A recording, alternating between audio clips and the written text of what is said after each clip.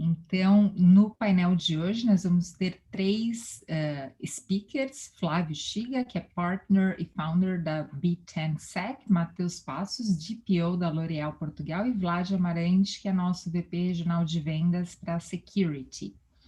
E para todos os participantes, nós agradecemos de antemão a presença, e eu vou passar por algumas regras, algumas instruções aqui de como vocês podem interagir conosco durante a sessão. Então, próximo slide aqui, se vocês olharem. Ok, essa é basicamente a tela que vocês têm do Zoom. Então, na barra inferior do Zoom, vocês são mais do que bem-vindos de fazerem perguntas durante a sessão. Cliquem aqui em Q&A na barra inferior e coloquem sua pergunta, e durante a sessão nós vamos fazer as perguntas para os speakers, ok? Um lembrete de que essa sessão está sendo gravada e posteriormente nós vamos enviar um link a todos vocês com a gravação para que vocês possam assistir posteriormente, ok? Então, Vlad, passo a bola para você. Obrigada. Olá a todos, muito obrigado aí pelo interesse e a presença no nosso webinar, seja ao vivo ou gravado, muito importante a sua participação. Bem, hoje a gente preparou um webinar bem interessante, somando aí skills e pontos de vista diferentes, né? Eu vou pedir para cada um se apresentar rapidamente.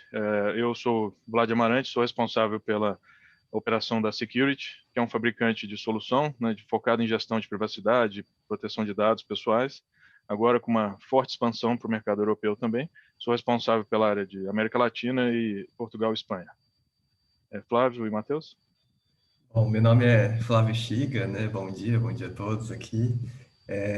Eu sou sócio fundador, né, da B10Sec, né? A gente é uma empresa especializada nessa parte de proteção de dados e cibersegurança. A gente atua como DPO de grandes organizações, né? Entre uma delas é o próprio Grupo Boticário aqui de Portugal, entre outras no Brasil e na Europa. E a gente nosso objetivo aqui hoje é trazer um pouco mais da nossa vivência, né? Ou seja, nossa experiência que a gente já tem obtido nos últimos anos, né? Aqui o GDPR aqui na Europa já vai completar quase aqui 3 anos, né? Fora todo o histórico anterior que a gente já tem acompanhado aqui. Matheus? Bom, vamos lá, bom dia ou boa tarde a todos que estão aí assistindo com a gente.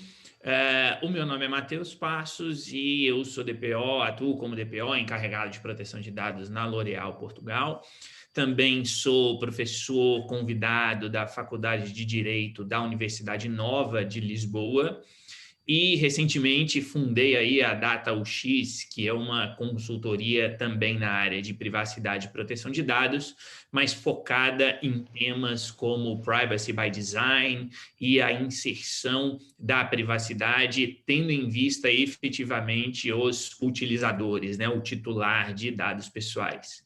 Então, é isso, e já agradeço aqui antecipadamente pelo convite para participar desse bate-papo aqui com vocês. Obrigado, Flávio e Matheus, pela participação também. Vai ser, com certeza, um webinar bem rico aí de conteúdo. Aos participantes, a Marina comentou, temos aí espaço de perguntas e depois a gente vai deixar nossa informação de contato também. Bom, hoje a gente vai ter um espaço de conteúdo apresentado por cada um de nós. A gente deve interagir durante também a exposição de cada um. A gente vai começar pelo Flávio. Flávio, fique à vontade para compartilhar o seu conteúdo e começar aí a agenda de hoje, por favor. Então, vou compartilhar aqui o ecrã. Bom. Já estamos vendo. O meu principal objetivo aqui, né, a gente falar sobre essa mudança do mindset, né, no tratamento de dados pessoais, né. Eu resumi aqui, né, todos esses desafios, né, o que a gente tem visto em projetos, em clientes, né, e também no próprio iniciativas, né, de outras organizações que a gente tem analisado, e trazer um pouco desses desafios, né, que essas organizações estão enfrentando ou já enfrentaram, né, no tratamento de dados pessoais, né, que essas leis, né, tanto as regulamentações europeias, né, do GDPR ou do RGPD aqui em Portugal, ela traz uma série de mudanças, né, dessa mindset, né, e muitas vezes assim não fica muito claro, né, o que de fato a gente tem que fazer para tratar os dados pessoais de uma forma segura e em conformidade com a lei. Vou falar de uma forma assim bem breve, tá? Mas existe um relatório recente, né, emitido pela IBM, né, que fala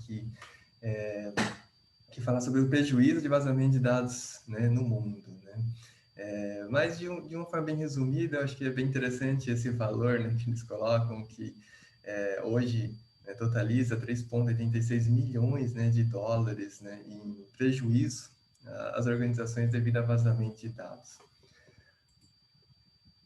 Alguns aspectos bem interessantes que eu gostaria de trazer, alguns aspectos mais práticos, né? Um caso que a gente acompanhou, né, de um conjunto de profissionais da área da saúde, onde houve essa questão do erro humano, né? A privacidade e o erro humano. Então, esses profissionais da área de saúde, eles estavam utilizando o aplicativo Dropbox, né? Para quem não conhece, Dropbox é um aplicativo de armazenamento em nuvem, que tem uma parte que é gratuita, outra parte é paga. Mas, basicamente, né, o que aconteceu nesse caso que a gente acompanhou, né? Esses profissionais da área de saúde, né, eles partilharam, né, um servidor, né, na nuvem, no próprio Dropbox, onde todos os acessos eram partilhados. Só que na hora de configurar a aplicação, os profissionais acabaram permitindo com que os próprios ficheiros, né, do telemóvel, né, ele fosse partilhado dentro desse ambiente partilhado. E aí, o que resultou no final, né? Muitas pessoas no final tiveram fotos pessoais, dados sensíveis, né, como dados de saúde, né, acabou sendo partilhado de forma não autorizada nesse Dropbox. Então, ou seja, foi devido a uma questão de erro humano, acabou gerando impacto, né, um vazamento de dados pessoais. Então, são aspectos, né, que eu quero trazer para vocês neste webinar, para mostrar quais são os impactos de fato com relação a essas questões, né? Um outro caso bem interessante, né, que no Brasil existe, né, que é o Pix, né? O Pix é bem parecido com o nosso MBWay aqui em Portugal, ou seja, a gente faz uma transferência de forma rápida e fácil. Só que aqui em Portugal a gente coloca lá o número do telemóvel e faz a transferência, né? Só que no Brasil, né, o Banco Central, né, ele definiu, né, as regras de funcionamento da tecnologia Pix, e ele disse que, com base, né, em uma chave que pode ser aqui desde um e-mail, um número de telemóvel, o documento de identificação, né, como se fosse nosso NIF aqui na Europa, você pode fazer uma transferência de forma rápida, simples, né, e sem custo. E aí, só que agora, qual é a grande questão, né? A questão que a gente tem aqui é a falha no processo, porque quando eles elaboraram, né, esse processo, eles quiseram evitar o erro humano, ou seja, do fato de você indicar lá uma chave Pix por e-mail, por telefone, pelo telemóvel ou pelo documento de identidade, e eles quiseram evitar com que houvesse o erro humano das pessoas transferindo para as pessoas erradas, né? Só que, por outro lado, eles acabaram não respeitando o que a gente chama do princípio da minimização dos dados, né? E qual que é o impacto disso? São as fraudes digitais. As informações que a gente já consegue obter através de um simples e-mail, que hoje em dia e-mail a gente consegue coletar em qualquer lugar, né? Um número de telemóvel também, né? Então, essas informações que são, de certa forma, hoje em dia acabam sendo públicas, né? A gente consegue obter muito mais informações que deveria.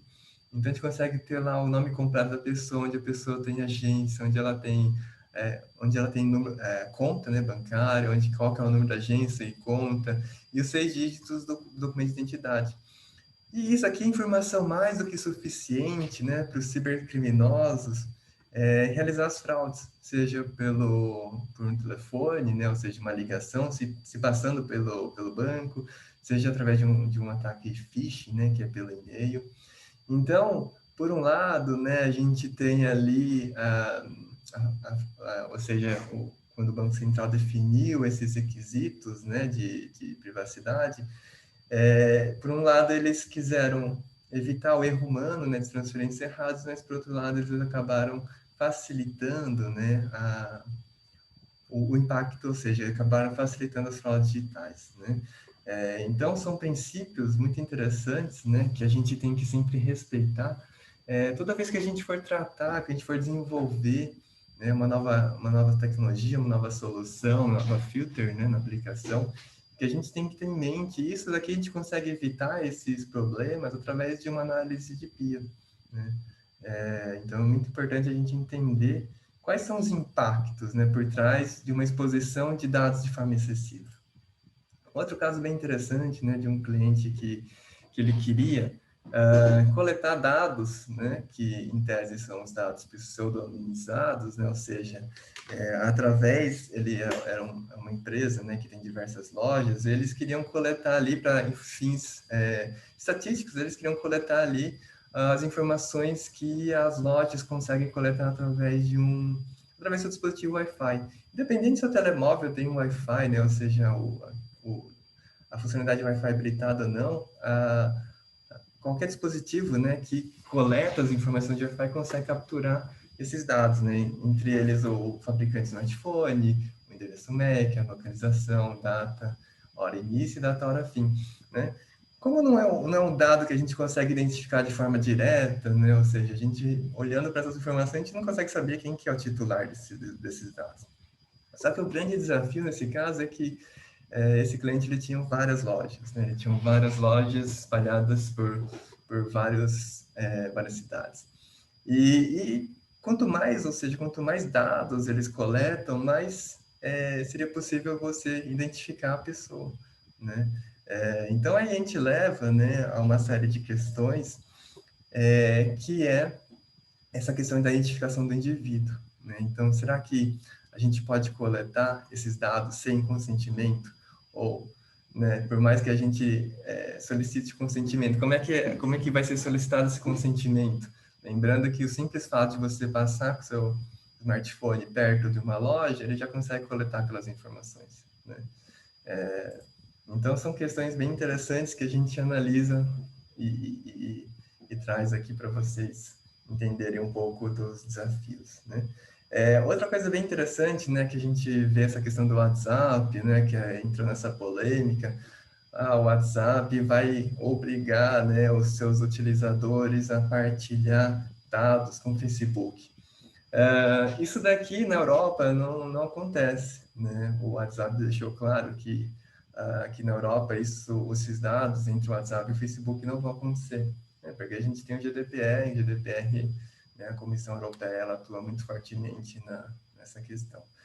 Então, mas é interessante a gente entender porque, assim, em outros países, eles obrigaram os seus titulares a aceitar essa partilha de dados, né? Então, isso é importante a gente lembrar que diversos dados, né, do WhatsApp vão ser partilhados, né, entre o próprio WhatsApp e o Facebook, né, que são a mesma empresa, mas vão ser agora partilhados de forma obrigatória. E que antigamente era algo opcional, né? Então, a gente tem desde informações como o número de telefone, o endereço, contatos e assim por diante. Mas acho que é importante, um fator muito importante que eu quero trazer aqui para vocês é o seguinte, né? O WhatsApp, né, a gente acabou sabendo porque é uma empresa muito grande e muito polêmica, né? Mas quantos aplicativos que nós temos hoje instalados no telemóvel, né, no nosso smartphone, que já fazem essa partilha e que muitas vezes acaba nem sendo conhecido de fato, né, pelas pessoas, pelos titulares. Então, essa partilha indevida de informações, né, é algo que a gente, por isso que eu sempre recomendo, que a gente tem que sempre olhar as configurações de acesso do aplicativo dentro do telemóvel, ou seja, a gente olhar o que de fato aquela aplicação está acedendo no nosso telemóvel, está acedendo às nossas fotos, contatos, né? O que de fato a aplicação ela tem acesso. E a gente toma ao máximo de cautela, né? Que aplicativos a gente realmente instala, né? Porque eu tenho certeza que muitas das aplicações eles acabam partilhando dados com terceiros e acaba nem sendo tão público como acontece com o WhatsApp. Um outro fator bem interessante que eu gosto de trazer, né, que hoje em dia é cada vez mais comum a gente encontrar nas residências, né, as assistentes virtuais, que são chamadas de IoT, né. Essas assistentes virtuais, elas, para quem não conhece, né, mas elas são dispositivos, né, que através de comandos de voz elas executam uma ação. Só que a gente olha, existe toda uma questão da privacidade por trás disso, né? Eu acho que é muito interessante, é muito fácil, né? A gente fazer, né, um comando de voz e aquilo acontecer fisicamente, né? Por exemplo, desde ligar uma luz, fechar, por exemplo, um store, né, da janela. Então, são várias ações que a gente consegue executar através da voz, só que lembrando que todos esses comandos são registrados pelos esses assistentes, né? Nesse exemplo específico pela Alexa. Então, aqui aparece lá no histórico todos os comandos que foram falados, né, pelo titular, e que ficam registrados. E esses próprios dispositivos, eles deixam claro que eles precisam coletar bastante informações para poder melhorar, né, o serviço, né, ou seja, aperfeiçoar a execução do comando por voz. Só que, lembrando que da mesma forma que vocês conseguem visualizar, se alguém acessar essa sua conta, né, porque tem uma senha fraca, ou porque teve um vazamento, ou porque teve qualquer tipo de vulnerabilidade, eles também, da mesma forma que você está visualizando esses comandos, né, que você falou, ou às vezes você chamou a assistente virtual e ela executou e gravou aquilo que você está falando e não deveria ter gravado, vai estar registrado aqui, né? Então, a gente sempre tem que configurar também essas questões com relação ao histórico, né? E lembrando, essas assistentes virtuais, elas utilizam aplicações muito parecidas com o que a gente tem hoje nos telemóveis, né? Então, são aplicações que também conseguem ter acesso a diversos dados nossos, como e-mail, como telefone, como nossa localização, né? Porque essas assistentes virtuais, se você perguntar para elas assim, olha, qual a temperatura hoje, né? Então, ela sabe onde você está e vai te dizer a temperatura daquele momento, né? Então, e até informações como, por exemplo, informações com a Amazon Pay, porque hoje você pode até fazer uma compra, executar uma compra de fato, né, através de uma assistente virtual. Você faz uma lista de compras e pede para Alexa, por exemplo, né, fazer o comprar e solicitar lá para a Amazon, né? Isso não funciona em todo o país, mas, bom, isso aqui é uma funcionalidade que pode ser executada também. E aí a gente começa a olhar sobre essa questão também da privacidade da navegação pela internet. É muito interessante porque diversas empresas, né, quando você acede diversos sites, ele aparece ali um banner embaixo falando assim, olha, esse site utiliza cookies para melhorar a experiência do utilizador e assim por diante. Só que assim, né, é importante a gente deixar claro que, de acordo com a lei, né, o titular ele tem o direito de aceitar e recusar o uso de cookies não essenciais, né, que são os chamados cookies não essenciais. Então, esses cookies não essenciais envolve Google Analytics, envolve cookies de Facebook, entre outros cookies que, se não forem habilitados, não vai impactar no funcionamento da aplicação do site em si. E só que isso aqui, né, isso gerou, né, não só para o próprio Google, né, como recebeu uma multa, mas também gerou para outras empresas menores multas, né, porque não tinha o simples fato de recusar o uso de cookies não essenciais. E lembrando, né, que ainda por cima algo que é muito importante a gente entender, que por mais que às vezes os sites tenham lá o aceitar e o recusar os cookies, algumas vezes esse recusar não recusa de fato os cookies não essenciais, né, e acaba habilitando lá cookies do Google, cookies do Facebook e assim por diante. Um outro exemplo interessante, né, de um cliente que a gente avaliou foi uma empresa de fotógrafos, né, e lá eles pedem, né, essa assinatura, né, ou seja, coleta o seu consentimento no tratamento desses dados, e aí eles tiram as fotos, né, que você contratou e armazena tudo isso numa página, né, numa aplicação web. Essa aplicação, ela é cedida, né, pelo titular, onde ele vai selecionar as fotos que ele gostou e que ele quer que sejam editadas. E ali, né, na própria aplicação, a gente verifica lá que tem uma série de controles, né, de privacidade, de segurança, como certificado digital, a política de privacidade, o controle de cookies, consentimento no tratamento de dados. Só que uma questão que é importante a gente sempre entender é que como é que funciona isso por trás, né? Então, essas aplicações, muitas delas armazenam os dados em bancos de dados em nuvem. Só que esses bancos de dados em nuvem, né, como foi esse caso específico, ele tinha uma vulnerabilidade que permite que através das fotos armazenadas aqui em nuvem, uma pessoa não autorizada tivesse acesso às informações e coletava essas informações sem autorização, sem autenticação, né? Então você podia coletar lá fotos, né, das pessoas que tiraram, que foram, né, registradas aqui para essa empresa, coletar ali sem o consentimento dela, sem autorização para isso. E até voltando aqui para o relatório da IBM, que eu falei no início, né, eles falam que 19%, né, das nuvens mal configuradas também foram uma das principais causas de vazamento. Então, só para vocês também entenderem o quão complexo esse cenário, porque a gente envolve até, por exemplo, que é o direito de esquecimento. A empresa em si, ele depois que é feita essa seleção e edição das fotos, eles habilitam o utilizador aqui e não acede mais. Porém, a foto na nuvem fica registrada. É igual no Facebook, né? No Facebook, hoje, se você publicar uma foto, ela fica lá por muitos e muitos anos. Eu nem sei dizer exatamente por quanto tempo. Porque se você tentar lá aceder a foto, ela vai estar lá, tem um link da foto.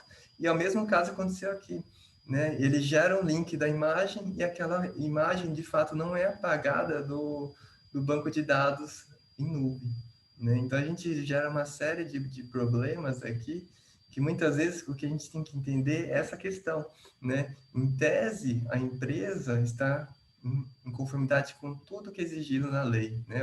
A coleta do consentimento, o armazenamento, de certa forma, seguro, né? Uma série de questões que são exigidas pela lei. Mas quando a gente vai olhar a fundo, né? De fato, o que está escrito ali não é a verdade, né? Ou seja, existem vulnerabilidades que permitem ali a coleta indevida das informações. E um último exemplo, assim, bem interessante, que eu queria trazer para vocês, né, de uma outra organização também que a gente analisou, que nesse caso aqui, essa empresa, né, ela tem diversos estabelecimentos, né, também ao redor do país, né, e quando você acede a um desses estabelecimentos, você coloca lá o seu código, aparece, né, numa TV grande ali, uma foto sua e o seu código do aluno embaixo. E olha só que interessante, né? Aparentemente falando, né? Não há, assim, não há nada, assim, que a gente possa dizer até esse momento. Mas se a gente começa a analisar um pouco mais a fundo, né, essa mesma empresa, ela tem aqui uma aplicação web onde os alunos conseguem aceder aqui aos seus dados cadastrais. E ali também, né, tem a política de privacidade, tem os controles de cookies, HTTPS, consentimento, né, coleta do consentimento, entre outros controles exigidos, né. Só que uma pessoa com uma má intenção, né, que verificar esse código do aluno aqui, e através dessa aplicação, ele consegue manipular informações da aplicação e fazer um acesso a outras contas, né? Então, através de uma conta que ele tem acesso aqui na aplicação, e um código de aluno de um outro aluno, ele consegue acessar contas desse aluno que ele obteve, que ele tem o código, inclusive fazer o cancelamento de cadastro, né? Entre outras funcionalidades, né? Então, e inclusive ele pode cancelar cadastro de, não vou dizer todos os alunos, mas diversos outros alunos, né? Então, para a gente entender que o quão complexo, né, de fato, a gente garantir, né, a segurança nessa conformidade com as leis e regulamentações de proteção de dados. E o que eu quero, o último recado que eu quero deixar é assim, para a gente, hoje o respeito, né, no tratamento de dados pessoais nos obriga a mudar o mindset. Não é só olhar para a lei ou ter uma visão clara sobre cibersegurança que a gente consegue tratar os dados de forma segura, de fato, ou como de fato deve ser feito esse tratamento, né? A gente hoje tem que ter uma visão muito clara sobre a questão legal, sobre a visão de práticas de cibersegurança, entendimento da tecnologia a ser utilizada e conhecer sobre fraudes digitais, né? Então, tendo conhecimento, né, com base nessas informações, de fato a gente consegue mudar nosso mindset no tratamento desses dados e fazer, por exemplo, um relatório de BI adequado, né, a gente conseguir avaliar de forma adequada se realmente todo o processo, né, de tratamento daquele dado vai ser feito de forma correta, né? Então, essa mudança do mindset, ela é algo que deve acontecer, né, com todos os profissionais, né, não só os profissionais que atuam como DPO, mas todos os profissionais da organização, porque sem essa mudança de mindset a gente não vai conseguir de fato resolver esse problema que são os vazamentos de dados, fraudes digitais, e sem falar da conformidade com a própria lei e regulamentações, né? Então, Flávio, basicamente é isso. aproveitando um tema que você cobriu, na questão de cloud, temos uma pergunta aqui do Décio, que ele pergunta se um vazamento de um serviço de cloud seria de responsabilidade da empresa que contratou esse serviço ou da responsável pela cloud, considerando que as configurações da empresa que contratou estivessem bem feitas. Lembrando, né, a responsabilidade é do controlador dos dados, né?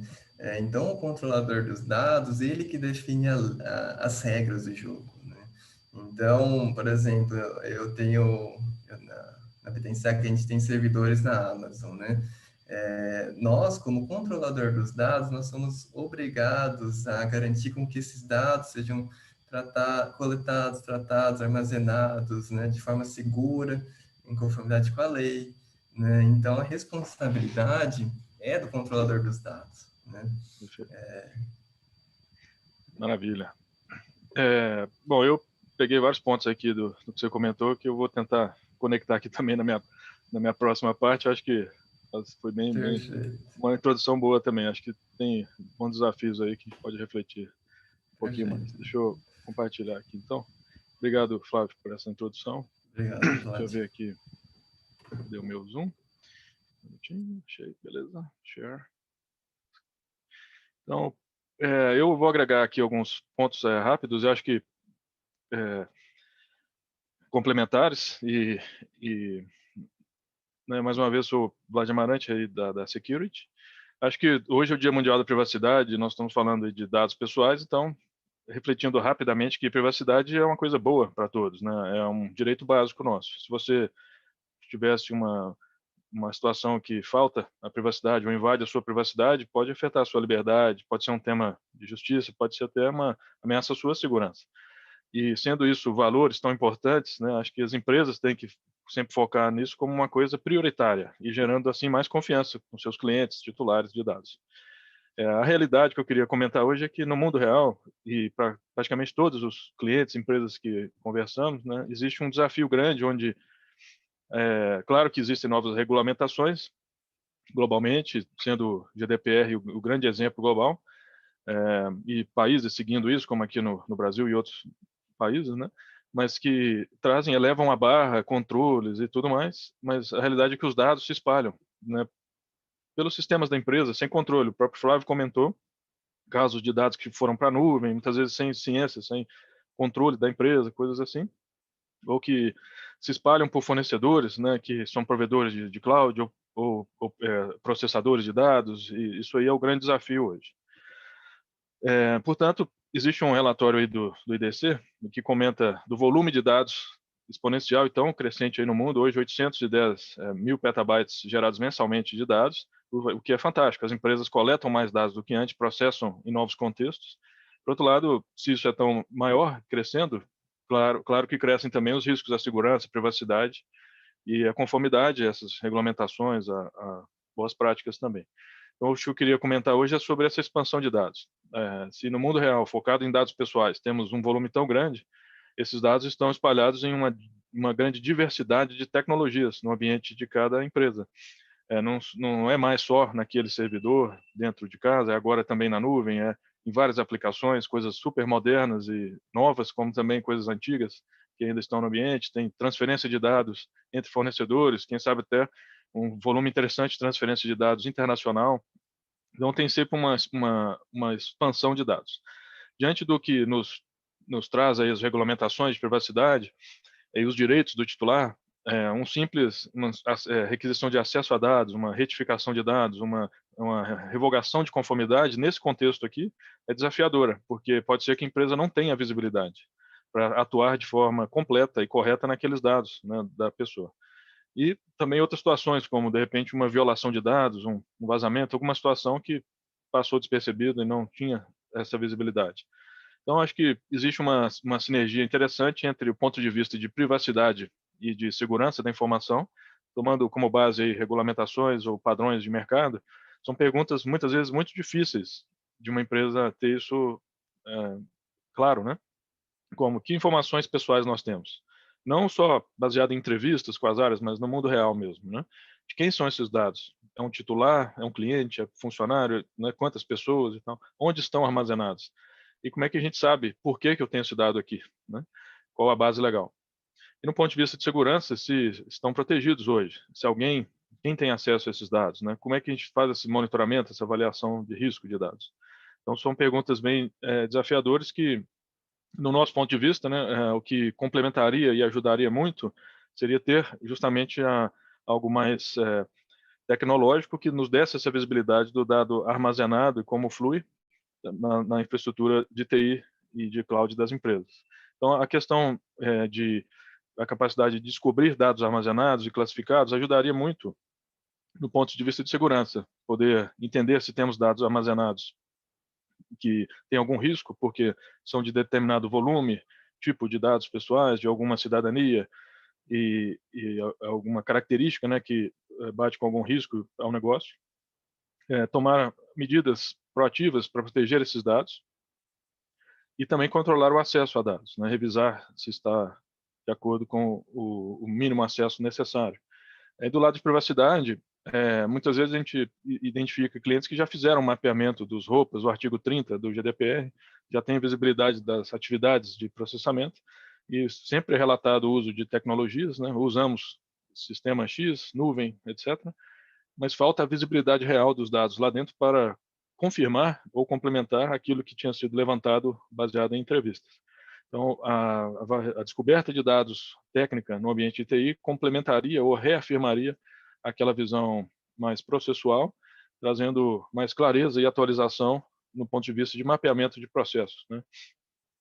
E acho que especialmente no atendimento a direitos de titulares. Quando alguém entra em contato com a empresa, ainda que seja um pequeno percentual do seu público, certamente existem algumas requisições chegando ao longo do mês, do ano, e sempre recai para o time de TI. Avaliar se temos dados dessa pessoa, tomar ações referente ao direito solicitado. A parte de descoberta de dados ajudaria muitíssimo nisso, automatizar e agilizar isso, né?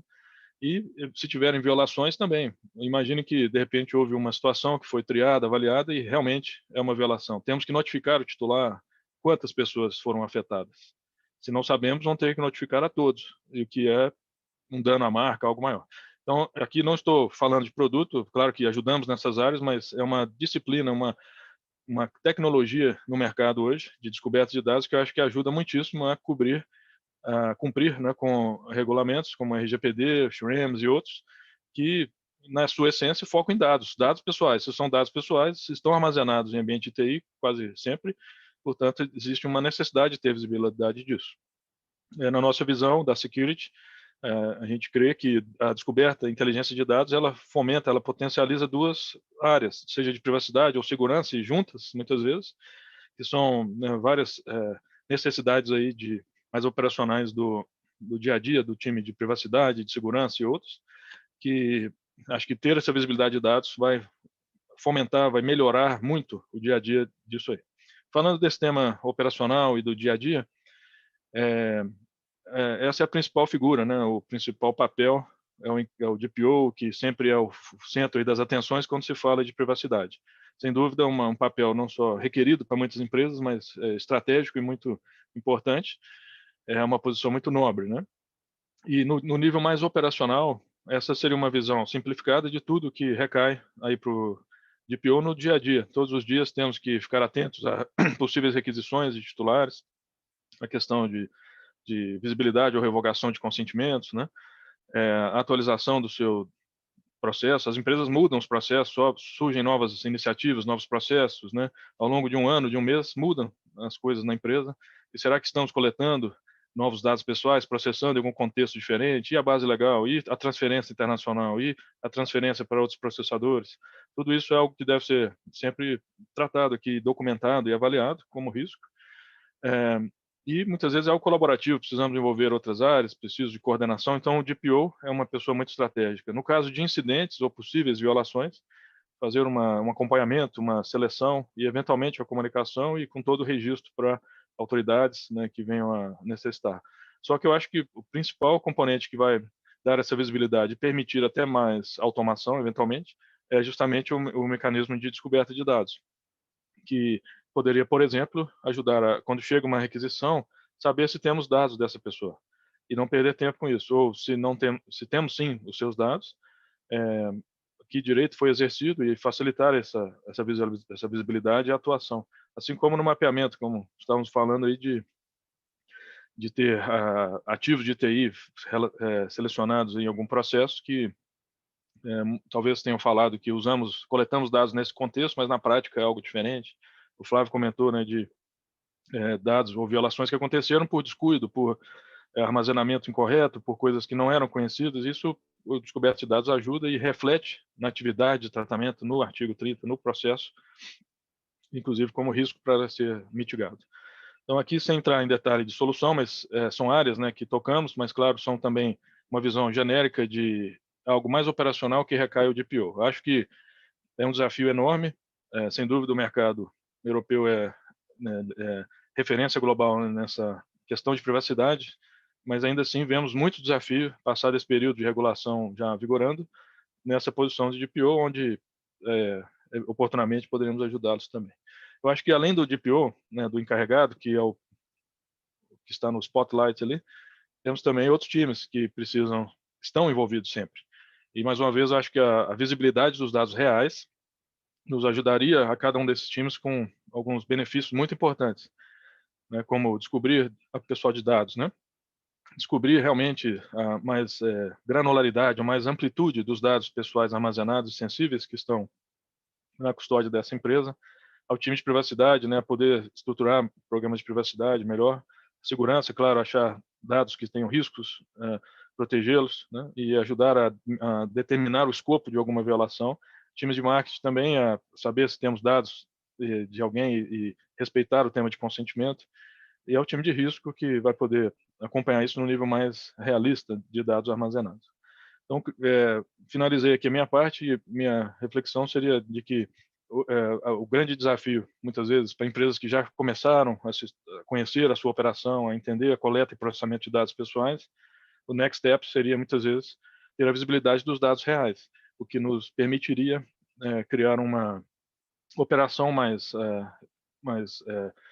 automatizada, quem sabe, mas também mais conectada ao mundo real dos dados que, como falamos antes, se espalham pela empresa, se espalham para fora, para processadores, para a nuvem, para outros cenários. Acho que, inevitavelmente, se estamos falando de dado pessoal, estamos falando também de ambiente de TI, onde falta muita visibilidade e fica como um ponto aí de atenção, claro, algo que também, oportunamente, podemos ajudá-los aí, depois nós vamos falar disso. Então, só quis complementar com esse desafio, né, esse ponto de vista adicional aí de mais tecnológico um pouco.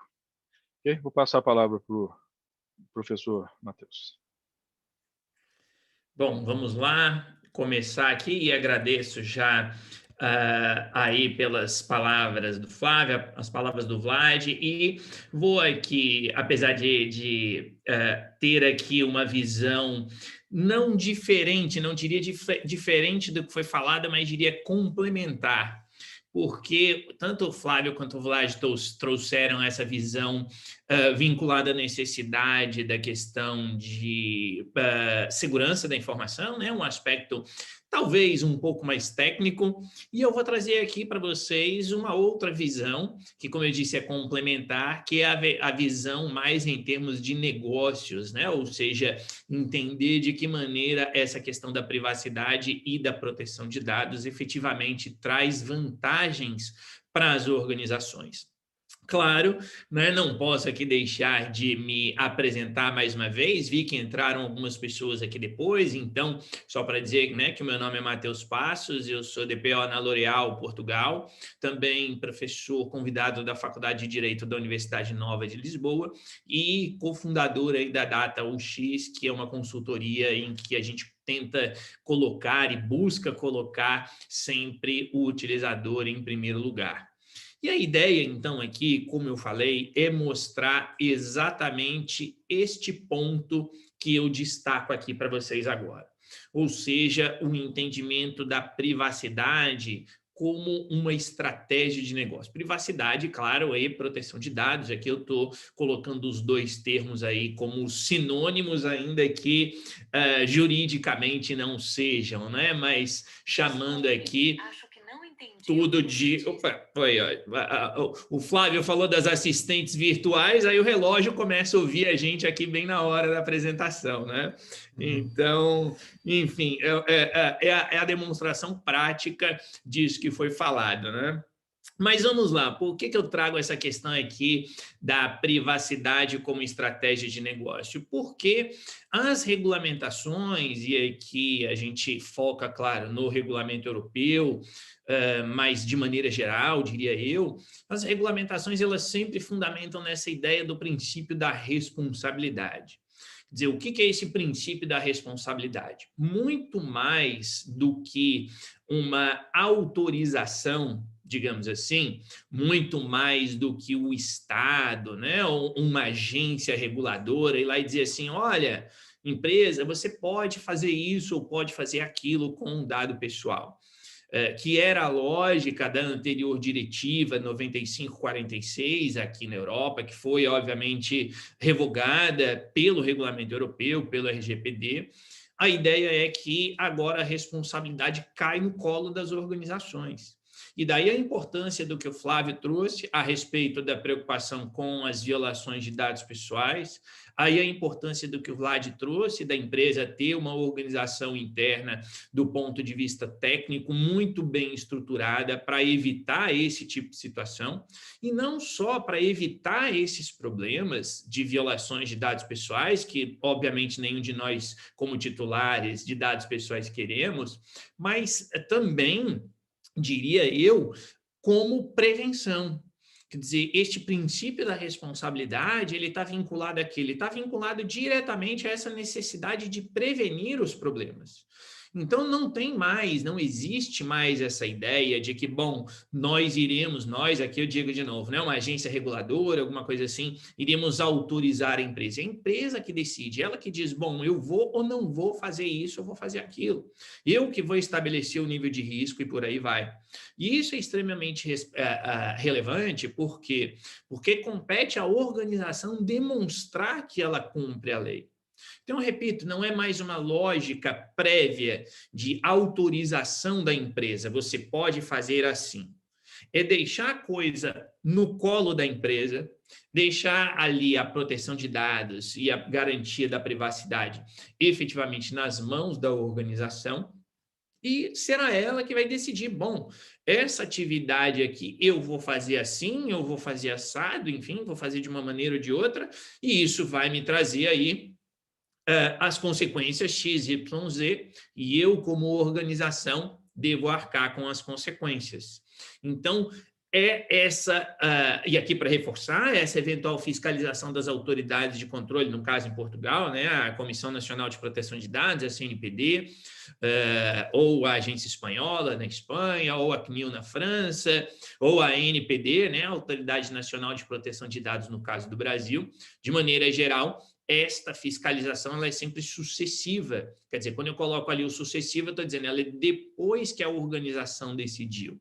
E, portanto, aqui chamam a atenção, claro, de que só essa questão da segurança da informação ela não é suficiente, porque eu entendo que, na verdade, a questão da garantia da privacidade, nós temos aí o quê? 3 pontos centrais, que é o aspecto jurídico, o aspecto técnico vinculado à segurança da informação, mas também, e talvez até principalmente, é a questão do mindset, né, da mentalidade da organização em entender se ela quer efetivamente utilizar essa ideia de proteção de dados simplesmente para cumprir a lei, né, ou se ela quer tirar algum proveito disso. E quando eu digo tirar proveito, eu quero sim deixar muito claro que eu estou falando em obter lucros, como eu vou mostrar daqui a pouquinho. A gente vai chegar no final falando sobre isso. Então, nesse contexto, e aqui, óbvio, super rapidamente, toda organização vai precisar desenvolver esse seu programa de privacidade, essa sua estrutura de privacidade dentro da própria organização, né? Ou seja, vai ter de ter aí o DPO, como o Vlad falou, vai ter de ter o pessoal da área de TI, por exemplo, envolvido para poder analisar as questões mais técnicas, vai precisar do envolvimento do jurídico para poder, inclusive, verificar outras consequências para a organização, mas não só. Na verdade, todos dentro de uma organização precisam participar deste programa de privacidade, não só da sua montagem, como da sua manutenção, obviamente com responsabilidades e com graus de envolvimento distintos, mas efetivamente todos precisam estar juntos nesse programa, porque eu repito que esse programa ele não deve ser entendido apenas como um mecanismo para cumprir a lei. Logicamente que é necessário cumprir a lei, até mesmo para que se evitem aí os problemas, enfim, de multas e etc., como o Flávio comentou no início, mas, repito e enfatizo, muito mais como uma perspectiva para quê? Uma perspectiva para obter lucro, tá? Para que seja um diferencial da organização. E quando eu digo aqui obter lucro, eu não quero que vocês me entendam como alguém que está só pensando nessa questão do dinheiro, não é isso. É óbvio que essa questão da proteção de dados, ela envolve aí a proteção de um direito fundamental acima de tudo. Mas o que eu tento passar aqui, o que eu pretendo passar, é de que efetivamente esta ideia, ela não é uma ideia simplesmente de que a organização veja como gasto, né? Ou seja, ela garante aquele direito fundamental dos titulares, ao mesmo tempo em que ela ganha com isso. Então, eu acho que essa é efetivamente a mentalidade, ou uma mentalidade interessante, quando a gente pensa em termos deste programa de privacidade e dessa ideia de que a privacidade deve estar inserida como estratégia de negócios de toda e qualquer organização. Obviamente que aqui não é o nosso foco trazer todos esses detalhes deste programa de privacidade. Eu trago aqui 5 mega, né, ou grandes passos, ou amplas atividades que precisam de ser feitas dentro deste programa de adequação. Então, nós temos ali o mapeamento da situação da empresa, temos a análise da situação atual, quer dizer, primeiro você mapeia e vê o que tem, depois você faz a análise e diz, bom, o que eu tenho está bom ou está ruim, eu tenho de melhorar, eu tenho de mudar, enfim. Depois, claro, que se propõe melhorias, porque, obviamente, quando pegamos uma empresa em um processo de adequação, muito provavelmente essa empresa precisará de fazer alguma mudança aqui ou ali, criação desse sistema de manutenção contínua e essa avaliação contínua do programa de privacidade. E aí eu repito, enfatizo que estas etapas, obviamente, isso aqui não é feito da noite para o dia, e, obviamente, que isso aqui, repito, deve ser sempre visto, ou pelo menos é a defesa da ideia que eu faço aqui, de que isso realmente deve ser sempre visto como um investimento, né? E até coloco aqui uma pequena brincadeira, né? Ou seja, é lógico que dependendo da organização, aqueles que tomam as decisões podem dizer essa frase aí, né? Podem virar para a área de privacidade ou para o time de proteção de dados, ou mesmo, óbvio, que não podemos desconsiderar o contexto de pandemia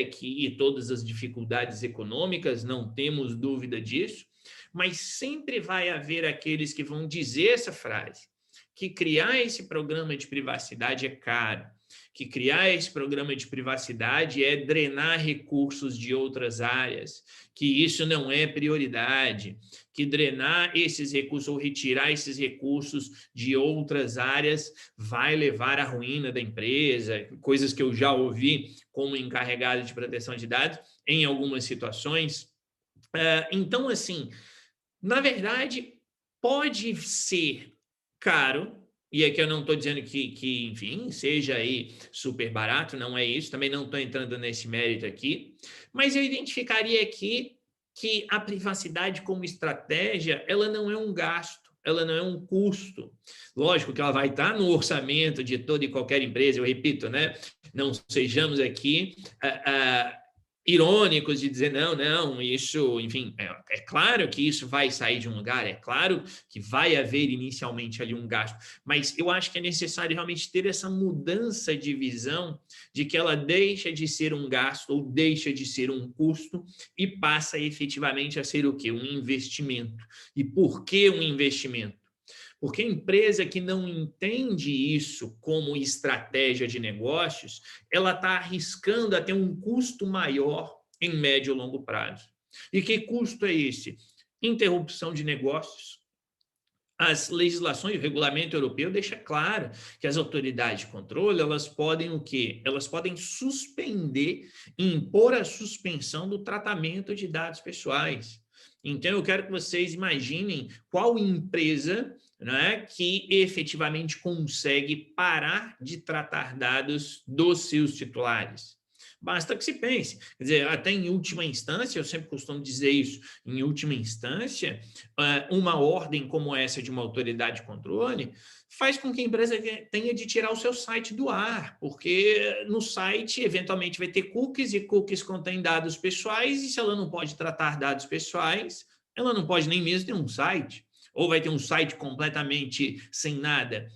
Ou seja, não pode ter um telefone para o titular entrar em contato com ela, porque se isso acontecer, ela está tratando dados pessoais. Então, temos uma possibilidade de interrupção de negócio, temos uma oportunidade, uma possibilidade, na verdade, de perda de produtividade. Por que perda de produtividade? Porque quando não se enxerga a privacidade e a proteção de dados como estratégia de negócios, as empresas acabam muitas vezes por coletar mais dados, recolher mais dados do que o necessário. Por exemplo, podem fazer uma definição de perfil com dados que não correspondem à realidade e, portanto, ela está jogando dinheiro fora, me perdoem por usar essa expressão, mas ela está efetivamente fazendo isso. Se os dados estiverem desatualizados ou se ela recolher dados demais e ela está armazenando isso em algum lugar, foi falado anteriormente aí do armazenamento em nuvem.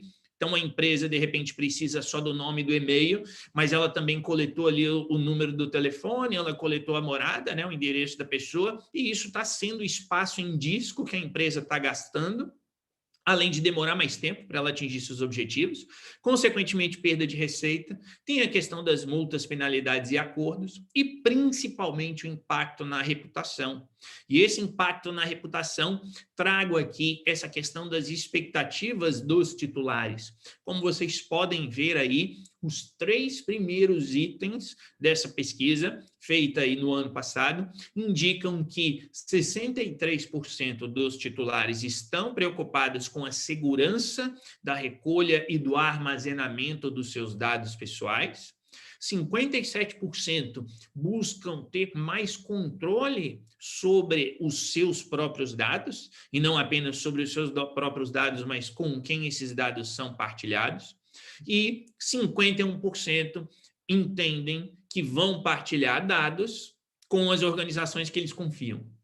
Tá? Ou seja, estamos aqui tratando de uma questão de confiança e trago aqui também essa questão da privacidade como um diferencial. também resultante dessa pesquisa feita no ano passado. Ou seja, confiança e transparência são os diferenciais para toda e qualquer empresa hoje. E essa confiança, ela é obtida como? E aqui, né, é uma espécie de círculo, e eu diria que é um círculo virtuoso, não um círculo vicioso. Por quê? Porque quanto mais transparente a empresa for com o titular, mais confiante será o titular nesta organização. E isso aqui não é simplesmente um argumento de venda nem nada. Eu sempre também gosto de colocar, eu quero que você que está me assistindo agora pense em como você se sente quando você vê na mídia, por exemplo, que a empresa XYZ que houve uma violação de dados pessoais nessa empresa XYZ e que você tenha dados, você seja um consumidor dessa empresa XYZ. Como que você se sente com isso? Tá? Ou em relação a isso. Portanto, realmente aqui há essa necessidade da transparência que gera confiança nesse círculo virtuoso. E isso implica necessariamente, repito, em investimento em privacidade. Então, aqui temos aí algumas estatísticas, na média, e óbvio que aqui estamos falando aí de empresas talvez médias ou grandes até, em que, na média, essas empresas investem por ano $1.200.000. Então, claro, né, a gente tem de trazer, talvez, essa realidade do investimento desse valor para aquilo que é a estrutura e o tamanho de cada organização. É claro que, de repente, uma microempresa, né, uma pequena empresa, não vai investir esse valor, mas o ponto aqui não é o valor em si. Quer dizer, de dizer, olha, tem de investir $1 milhão por ano para garantir a privacidade como estratégia, não é isso.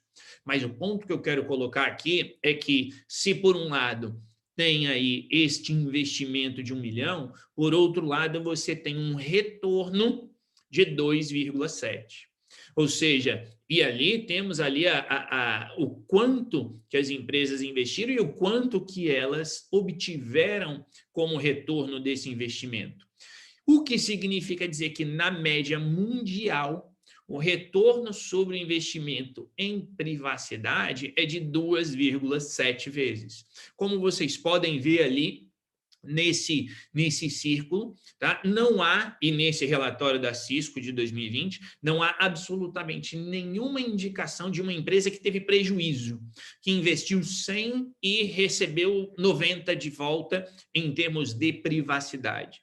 Ou seja, mesmo que a empresa invista 100, ela conseguiu pelo menos pagar esse 100, vamos pensar desse jeito. Quando você consegue perceber ali que existem empresas aí que conseguiram até mais do que isso. Né? Ou seja, tem empresas que conseguiram, claro que é ali 9%, mas empresas que conseguiram mais de 5 vezes o retorno do que elas investiram. E mesmo aquelas empresas que eventualmente, que a maioria, os 33% ali, elas receberam pelo menos uma vez daquilo que elas investiram. Então, a empresa que investiu 100 recebeu 200. Na média, tendo-se, portanto, que esse retorno sobre o investimento é de 2,7 vezes. E isso não é algo localizado aqui ou ali, né? Na verdade, nós temos esse ROI como sendo algo mundial.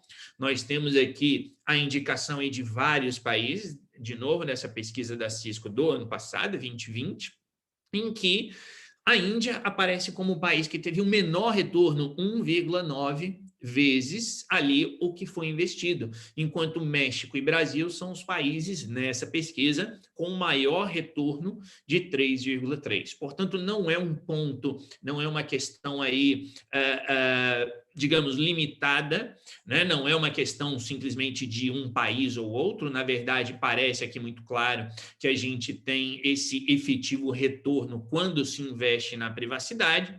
E como exemplo, para a gente finalizar, independentemente de gostos, né? Ou seja, de se gostar ou não desta ou daquela companhia, eu acho interessantíssimo como investimento nessa ideia de privacidade é aquilo que a Apple vem fazendo, quer dizer, ela divulga claramente, não apenas aqui no seu texto que está lá no seu site, mas em comerciais, enfim, pequenos vídeos no YouTube indicando essa questão da privacidade em oposição aos seus competidores.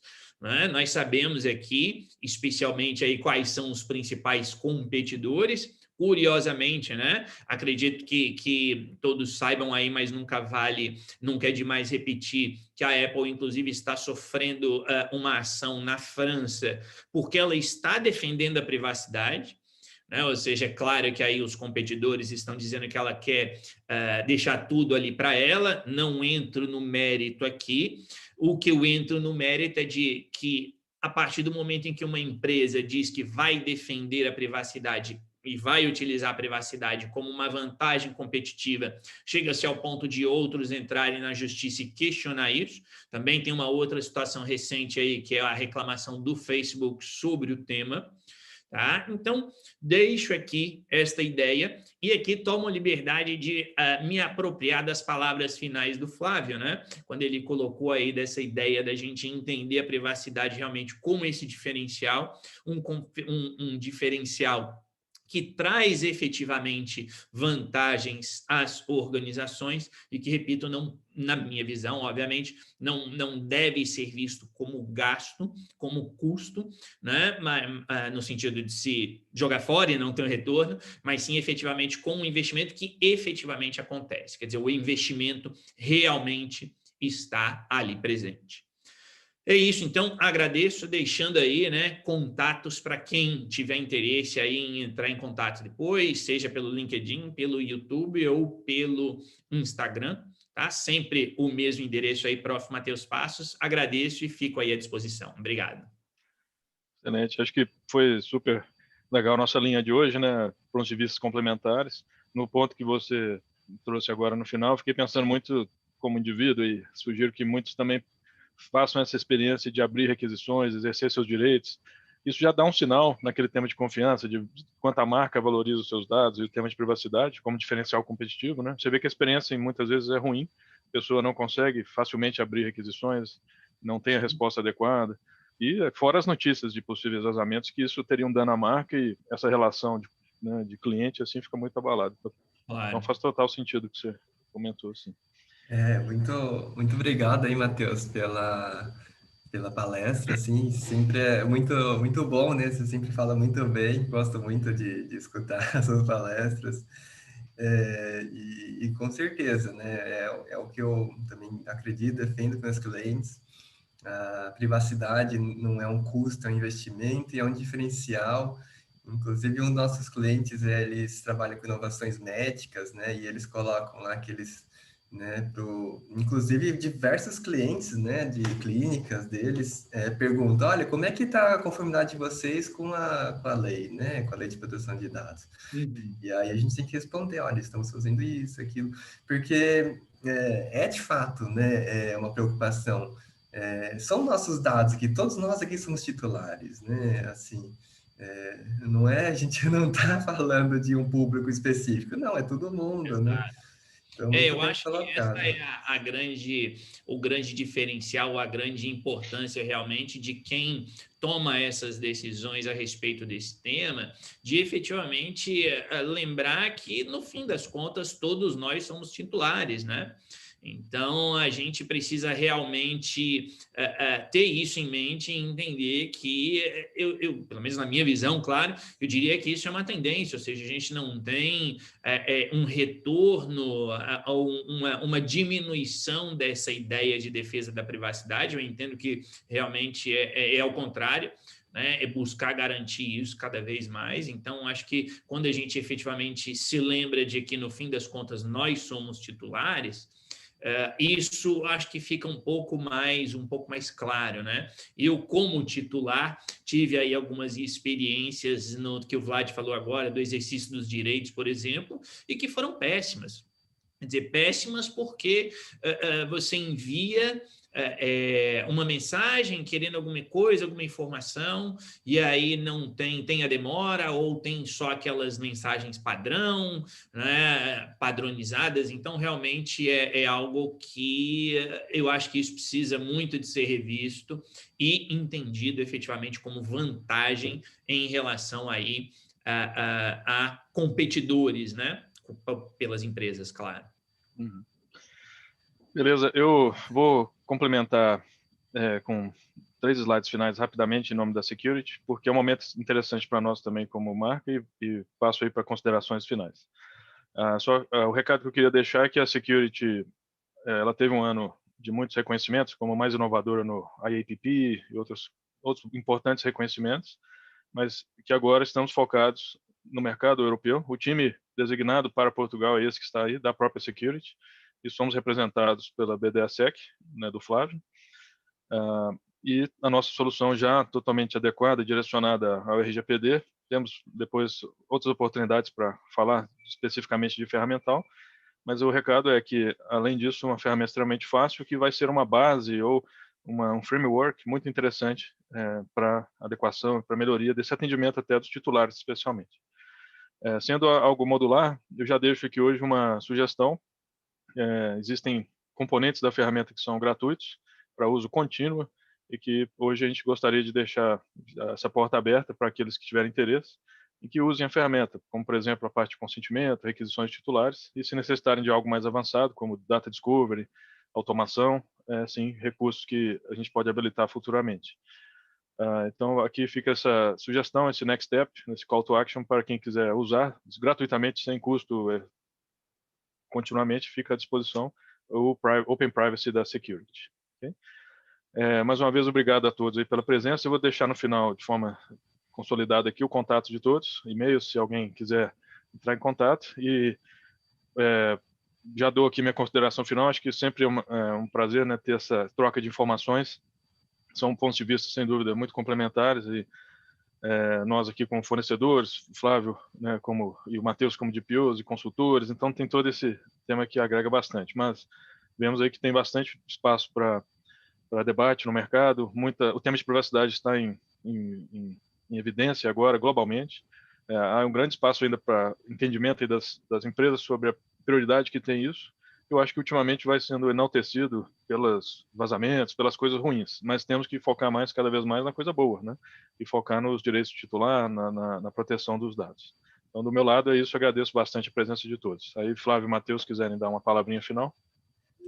Só gostaria de agradecer, né, a nossa parceria com a Security AI, a presença do Matheus, né, e para a gente também a gente está planeando aí fazer próximos webinars, né, falando um pouco sobre os desafios no mercado do retalho aqui em Portugal, né, não só na Europa, mas também às vezes em alguns outros países, e contar aí com a presença do Matheus aí, que sempre traz bastante valor aí para essa troca de experiência aqui.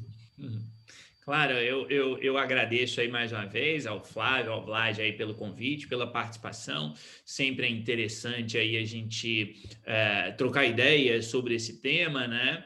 E o convite que eu deixo aí para o pessoal, tem ali o meu e-mail, claro, né? E como vocês podem ver aí, o domínio é o meu site, né? profmateus.com. Eu tenho uma série de webinars abertos que estão lá disponíveis. E, enfim, convido a todos aí a visitarem o site, né? Tem uma lista também em que eu mando materiais, convido a todos aí também, se tiverem interesse, a se inscreverem nessa lista. Tem o link lá no site também. E, mais uma vez, então, agradeço, me colocando à disposição aí para novas parcerias, e é isso. Obrigado mais uma vez. Obrigado, pessoal. Hoje é o Dia Mundial da Privacidade. Isso aí, feliz Dia Mundial da Privacidade. Um abraço. Um abraço, tchau. Até mais. Tchau, tchau.